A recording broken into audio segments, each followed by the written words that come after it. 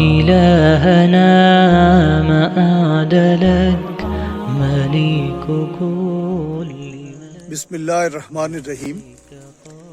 بڑے دنوں کے بعد ایسا موقع ملا ہے کہ میں آج اپنے گاؤں میں جو ٹلہ جوگیاں کے دامن میں ہے وہاں موجود ہوں اور اللہ کی نعمت فطرت اس سے فیضیاب ہو رہا ہوں. مجھے یاد آ رہا ہے کہ آج سے کوئی 12-15 سال پہلے جب ہم گاؤں میں آیا کرتے تھے تو ایک خاص ذہن بنا کے آتے تھے کہ اس وقت گاؤں میں بجلی نہیں تھی اور ظاہر ہے پھر فوری طور پر شہر سے گاؤں میں آ کے ایک یہ بڑا ایکسپیرینس ہوتا تھا کہ رات میں لالٹین جلانا، اگر کہیں باہر نکلنا ہے تو بیٹری ہاتھ میں ہونا، اس طرح روشنی کا انتظام کرنا. یہی معاملہ ہے ہمارے گھروں کے اندر بھی. اس وقت بھی ہماری یہاں خواہش تھی کہ کاش بجلی آ جائے. اس کی وجہ کیا تھی کہ ہمارے گھروں کا جو اندھیرا ہے وہ دور ہو جائے اور آسانی ملے. اور اس کی ایک وجہ یہ بھی تھی کہ ظاہر ہے شہروں میں روشنی کی عادت تھی اور پھر بجلی آ بھی گئی. میں یہ سوچ رہا تھا یہ بیٹھے ہوئے کہ ہم اپنے گھروں کے اندر ایک بلب فیوز ہو جائے، ایک کمرے میں اندھیرا چھا جائے تو بے چین ہو جاتے ہیں.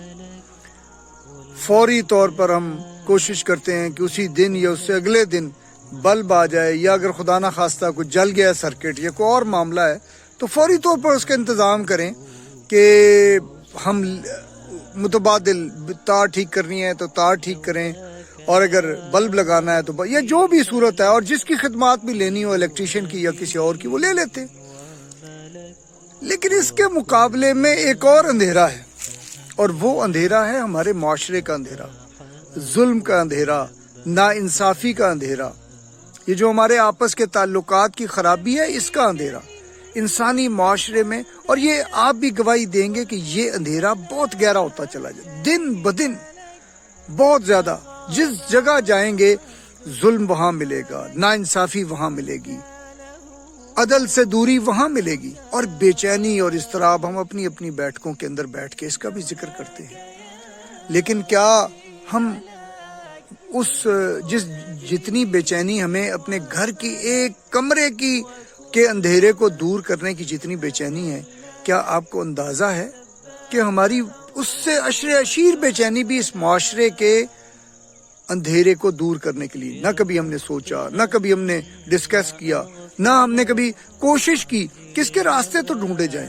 حالانکہ ہمیں اندازہ ہے کہ یہ جو معاشرے کا اندھیرا ہے نا، یہ گھر کے اندھیرے سے بہت زیادہ شدید ہے. اس میں ہماری آئندہ آنے والی جو نسلیں ہیں وہ بھی اس کا شکار ہونے والی ہیں، اور یہ اندھیرا دن بدن بڑھتا چلا جا رہا ہے میرے اعمال کی وجہ سے. اور میرے اعمال کے ساتھ میرے معاشرے کا کنٹریبیوشن وہ یہی ہے کہ ہم ایک دوسرے کی غیبت کر لیتے ہیں، ایک دوسرے کے ساتھ ظلم کر بھی لیتے ہیں، اور جب ظلم ہوتا ہے تو پھر بڑے پریشان بھی ہوتے ہیں. لیکن اس نظام ظلم کو بدلنے کے لیے نہ ہمارے پاس وقت ہے، نہ بظاہر ہمارے پاس صلاحیت ہے، اور نہ ہم اس کام کے لیے اپنے وسائل خرچ کرنا چاہتے ہیں. میں آپ سے یہی بات کہوں گا کہ گھر کے اندھیرے سے کہیں زیادہ شدید میرے لیے اور میری آنے والی نسلوں کے لیے یہ ہمارے معاشرے کا اندھیرا ہے. آئیے مل کے کوشش کریں، اپنی کوئی نہ کوئی کنٹریبیوشن کریں. وہ زبان سے ہو سکتی ہے، وہ اپنے وسائل کے ذریعے ہو سکتی ہے، وہ کسی بھی انداز میں ممکن ہو. پلان کریں، کچھ لوگوں کو اکٹھا کریں اور اس معاشرے کے اندھیرے کو دور کرنے کی کوشش کریں. اللہ تعالیٰ بھی انشاءاللہ ہماری ضرور مدد کریں گے جب ہم پلان کریں گے، جب ہمارا ارادہ ہوگا. آئیے اس پہ سوچیں اور اس کام کا آغاز کریں.